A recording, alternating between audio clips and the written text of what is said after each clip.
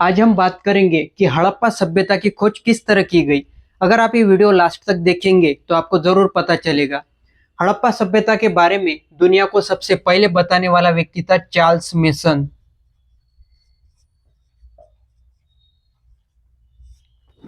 जैसे कि आपको पता है, भारत पर सन 1757 की प्लासी की लड़ाई से 1947 तक यानी लगभग 190 साल अंग्रेजों ने भारत पर हुकूमत की। अगर हम हड़प्पा के फेवर में बात करें तो चार्ल्स मेसन, जो कि एक ब्रिटिश सैनिक था और साथ ही एक खोजकर्ता था, ये 1826 में पहुंचा पंजाब और उसने वहां पर कुछ टीले देखे, कुछ खंडर दिखे, जिस वजह से उसे ये महसूस हुआ कि ये प्राचीन भारतीय इतिहास की कोई नींव रही होंगी या कोई प्राचीन भारतीय सभ्यता यहाँ पर गड़ी हुई होंगी। तो उसने जो जो उस इलाके में देखा वो उसने अपने डायरी में नोट डाउन करता गया और उसने तत्कालीन ब्रिटिश सरकार और उस समय के इतिहासकारों से भी इस बारे में बातचीत करने की कोशिश की, लेकिन मामला आगे नहीं बढ़ पाया। उसके बाद हम बात करेंगे अलेक्जेंडर कनिंघम की।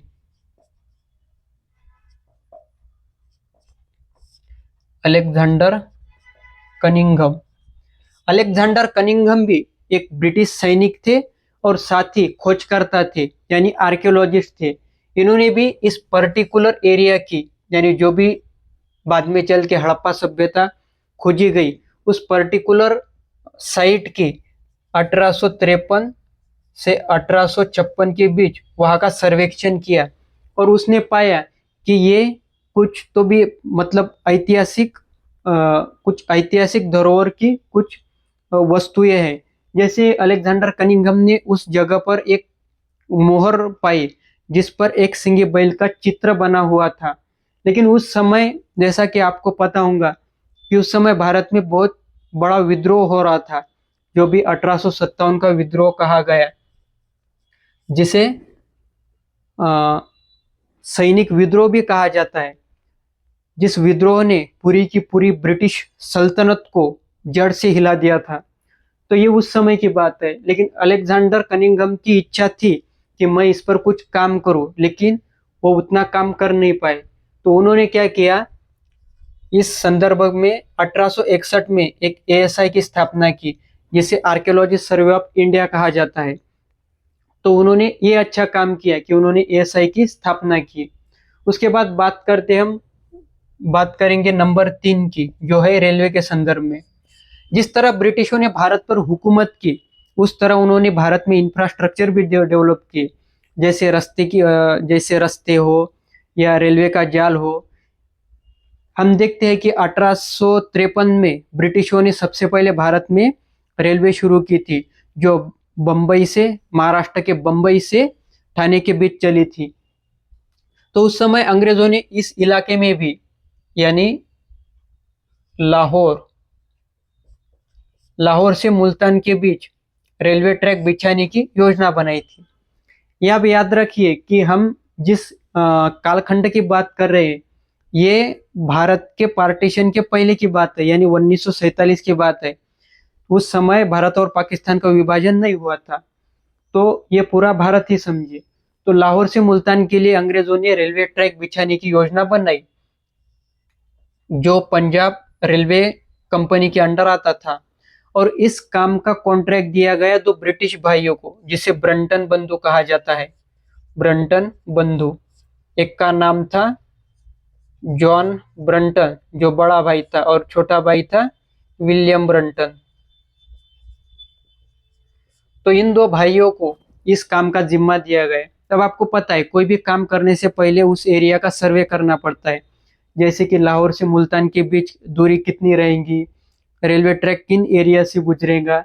तो उस काम की शुरुआत इन दोनों भाइयों ने 1856 में स्टार्ट की, यानी इस इलाके का सर्वे शुरू किया।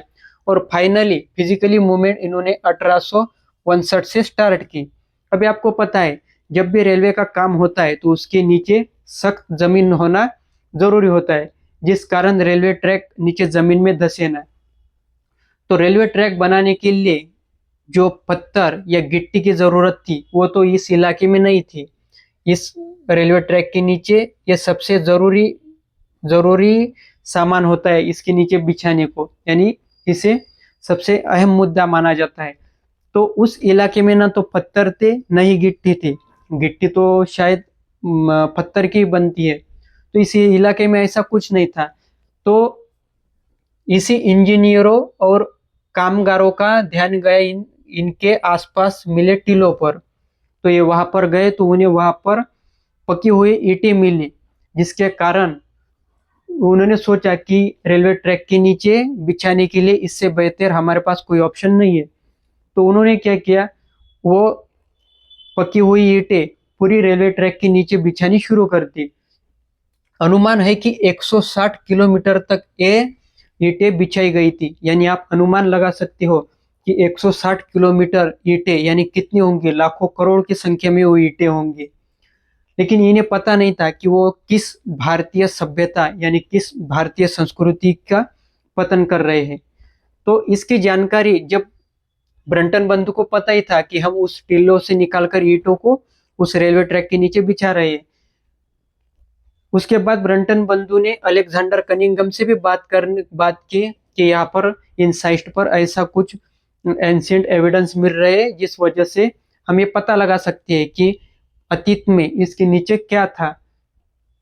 तो अलेक्जेंडर कनिंघम ने इसके बाद 1872 और 1873 में इस इलाके का दौरा किया और इस बारे में एविडेंस जुटाना शुरू कर दिया और यहाँ पर लाकर जमा करना शुरू कर दिया उसने, अलेक्जेंडर कनिंघम ने। तो ब्रंटन बंधु ने तो अपना काम किया, इन्हें बताने का काम किया, लेकिन उस समय भारत में माहौल ऐसा चल रहा था जिस पर डायरेक्ट एक्शन लेना खतरे का काम था। इसलिए ब्रंटन बंधु ने ज्यादा उस मतलब अलेक्जेंडर कनिंघम ने ज्यादा उस पर ध्यान नहीं दिया। उसके बाद आता है पड़ाव नंबर 4 और साल आता है 1921। जब भी हम कभी भी हड़प्पा सभ्यता के बारे में किसी किताब में पढ़ते हैं तो उसमें हमें बताया जाता है कि हड़प्पा सभ्यता की खोज दयाराम साहनी ने 1921 में की। लेकिन वो कारवा कैसे बनता गया, हम उस पर ध्यान देंगे। सबसे पहले एसआई की स्थापना तो की थी अलेक्जेंडर कनिंघम ने, जो इसके डायरेक्टर थे और इसके मतलब इसके जन्मदाता भी थे। तो 1921 में ऐसा हुआ कि एएसआई के डायरेक्टर तो 1902 में ही बने थे, वो थे sir John Marshall. Sir John Marshall ने भी अच्छा काम किया, जो भी हमारे मतलब हड़प्पा से पहले के साइट्स है, उस जमाने में जो जो वस्तुएं मिलती थी उन्होंने वो उस वस्तुओं को संग्रहित करते गए।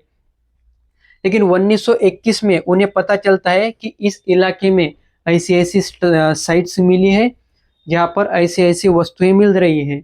तो अलेक्जेंडर कनिंघम ने दयाराम साहनी के